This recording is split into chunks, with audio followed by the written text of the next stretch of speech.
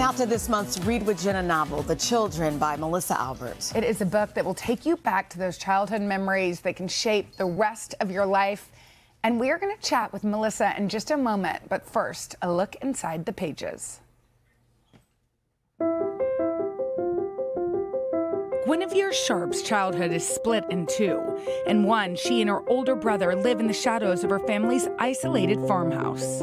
In the other, she stars in her mother's fantasy book series, her days filled with magical adventures. Until one harrowing night changes everything. Now an adult riding the coattails of her late mother's fame, Gwen is caught off guard when her estranged brother resurfaces, forcing her to reckon with secrets she buried long ago. Melissa Albert's book, The Children, explores the childhood memories that make us who we are and the magic that's often left behind. Melissa, we are so happy you're here. I loved this book so much, which I've told you a million times. So much. I don't get tired of hearing. I know that it was inspired by actually reading to your child. How so? Yes. So my son is 8 years old, and discovering now the books that I loved as a child with him have given me such new context. Yeah. The books are both kind of darker and more melancholy than I remember, and also more magical to kind of see it not just through my own eyes, but through his. And it was that kind of doubling experience that led me to want to write this book. And explain how it's set up. I understand it has a dual timeline. So one of his childhood and then the other present day, New York City.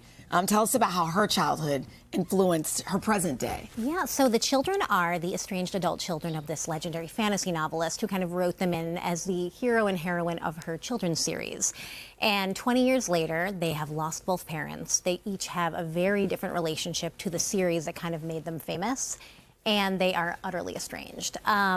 So it kind of shapes her life in a way that, for me, was inspired by my thinking about the real children behind books like the Winnie the Pooh books. Yeah. Like Christopher Robin was the son of A.A. Milne. The children behind the Peter Pan books Yes. were real. The little girl behind Alice in Wonderland. When I was a child, this seemed so enchanting and thrilling to me.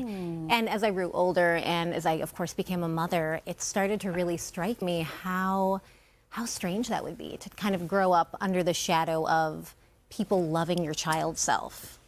And also this sort of contrast between both reality, what happened in their lives, Yes, exactly. and what was happening in the pages of the book. But also what I love about this book that anybody can relate to, whether you had a famous author parent or not, is that sometimes our childhood memories are blurred. Yes, I absolutely love the fact that when you're young, things happen to you and you kind of live through them and you form a vision of the world that is incomplete. And then when you look back later, you might find that with different contexts, there's a totally different story coming into view. And in this book, I kind of played with that through the children live this very free but kind of feral life in this very isolated Vermont farmhouse in the woods. In the meantime, their mother is writing about this magical childhood in these books. It's so convincing that people almost come to believe that they are the children in these books. And it's that kind of blur between safe and not safe, between magic and real, that I just love in storytelling. You know what's so fun to me when we have authors on, especially with Jenna, you guys are so passionate about your project, of course, and it just comes to life as you're explaining it. And then when I hear about all the other things you did before, it's like this was waiting for you because you had other jobs in the literary world, right? Yeah, so I did content for BarnesandNoble.com. Wow.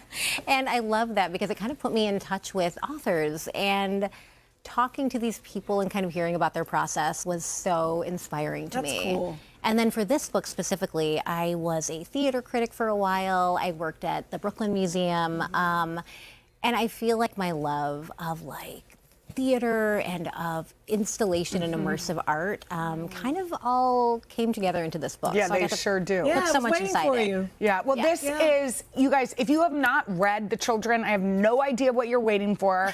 My sister, when I announced it, she's like, I love The Children, because I sent it to her. That's awesome. She said it was her favorite book of the year. It is so beautiful and propulsive.